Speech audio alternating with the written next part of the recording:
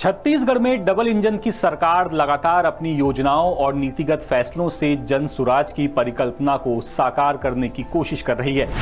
इसके तहत सरकार ने कई अहम और कड़े फैसले लिए हैं, जिसमें नक्सलवाद पर जीरो टॉलरेंस की नीति अपनाते हुए केंद्रीय गृह मंत्री अमित शाह के 31 मार्च 2026 तक नक्सलवाद को पूरी तरह से खत्म करने का संकल्प को पूरा करने का मकसद सरकार की सबसे बड़ी प्राथमिकता है।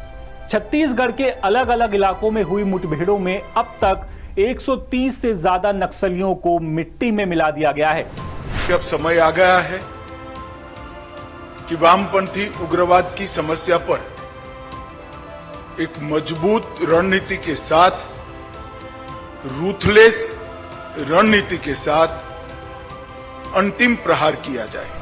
नक्सलवाद के बाद साय सरकार की दूसरी सबसे बड़ी प्राथमिकता भ्रष्टाचार पर जीरो टॉलरेंस की है। इसके तहत सरकार ने कई बड़ी कार्रवाई कर उदाहरण भी पेश किया है, चाहे वो पीएससी घोटाले की जांच सीबीआई को सौंपने का फैसला हो या फिर दोषी अफसरों को गिरफ्तार कर जेल में डालने की कार्रवाई।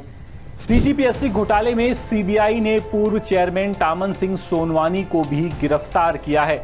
लेकिन इतना कम दिन में हमन मोदी की गारंटी ला पूरा करे के तरफ अपन कदम बढ़ाई चुके हैं। आज पीएससी के घोटाला के जांच पर सीबीआई ला सोचे हैं। छत्तीसगढ़ पीएससी के साथ ही भारतमाला प्रोजेक्ट में हुए घोटाले पर भी साय सरकार ने कड़े एक्शन लिए हैं। इसके तहत घोटाले की जांच ईओडब्ल्यू को सौंपी गई, साथ ही जांच में दोषी पाए गए अधिकारियों को निलंबित भी कर दिया गया।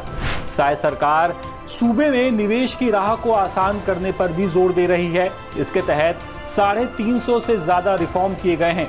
शराब की कालाबाजारी रोकने के लिए विदेशी शराब की बोतल पर सुरक्षात्मक फीचर्स वाले होलोग्राम लगाए जा रहे हैं।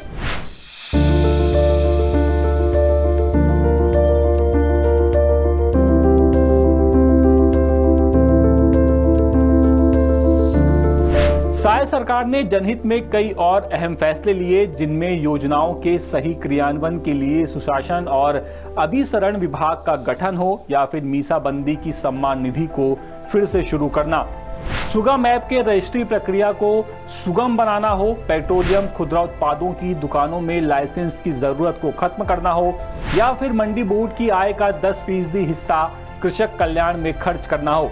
राज्य कुंभ का दोबारा आयोजन और 5वीं और 8वीं की परीक्षा दोबारा शुरू करना सरकार के उद्देश्यों में शामिल है। प्रदेश में बेरोजगारी कम करने के लिए उद्योगों के विकास और निवेश पर फोकस किया गया।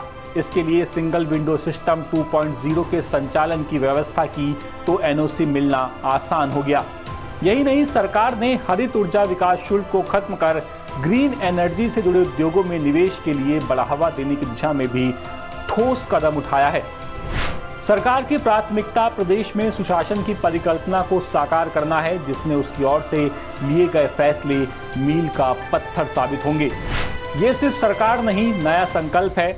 छत्तीसगढ़ को नक्सलवाद, भ्रष्टाचार और विकासहीनता के मुद्दे से दूर करना और समृद्धि, सुरक्षा और सुशासन की ओर ले जाना। यह है साय सरकार का जन सुराज मॉडल।